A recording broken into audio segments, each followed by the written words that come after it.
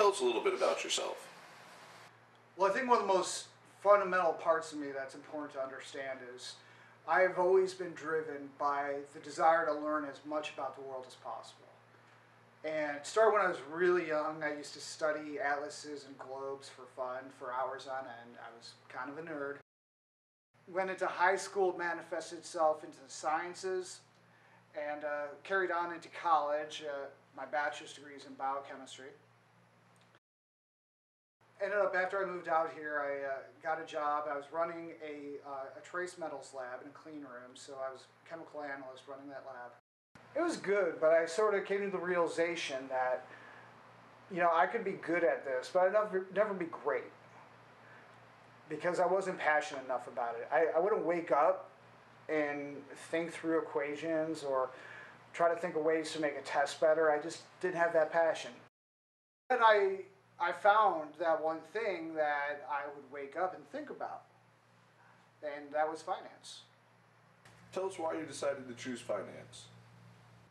Well, it goes back to the desire to fully understand the world, and that I tried to deny to myself for a while that money makes the world go round, but then when I kind of came to that conclusion, I wanted to understand that as much as possible.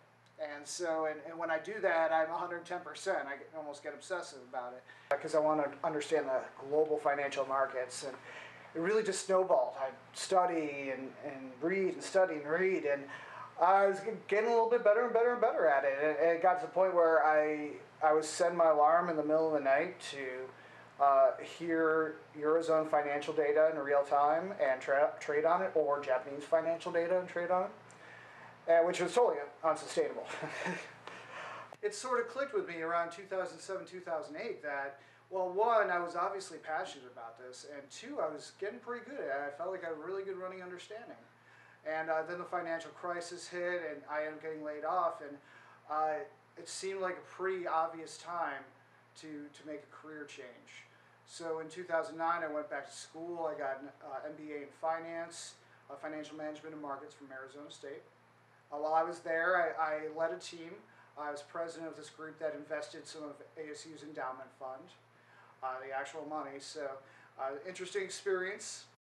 But to be able to bring them together, set deadlines, hit deadlines, build a portfolio, delegate, bring people together, bring together great ideas, and make presentations in front of the board of directors.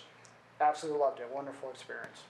After that, 2011, I ended up getting my Series 766 licenses, become a fully licensed financial advisor.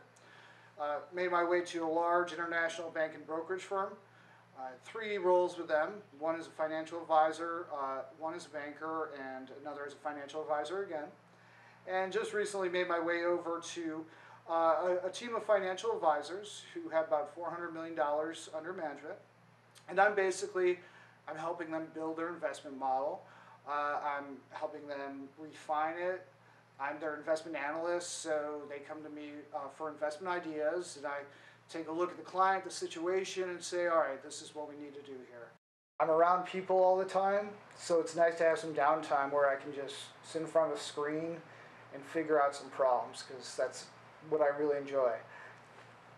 Tell us what compelled you to run for the county treasurer role. Well, I think it just brings together a lot of different disparate skill sets that I have. Because I'd always be thinking, well, I'm good at a number of different things, but they're kind of scattershot. And how do I bring them into focus, into one focused effort? Something where I can really bring out the best of who I am and what I have to offer. And, for instance, the investment side of it. And I didn't even mention I recently passed my Certified Financial Planner curricula and exam. Probably at the end of the month, I'll be able to officially use that moniker. So being an investment guy, the county treasurer, they invest $3 billion in taxpayer funds. And I don't think it's being done very well at all right now, so I can bring my expertise to that. But also the fact that I'm very collaborative by nature. I always want to hear the best ideas. I like talking to every single person in the room and seeing what they have to say. Because everyone's got a story. Everyone's got something to say. You can really extract some wisdom from every person that you talk to. And so bringing people together, hearing the best of ideas, and ultimately problem solving. I love problem solving. where you see an issue, bring together stakeholders, elicit ideas, come together with a plan, execute on the plan, and have a tangible result, tangible resolution. I love that. Tell us what you like to do for fun.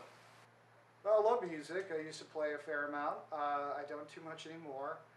I love to travel, seeing new things, new experiences, meeting new people. A little bit of TV on occasion, not too much these days. And just being around good people, having good conversation, communicating thoughts and ideas, and being around decent human beings.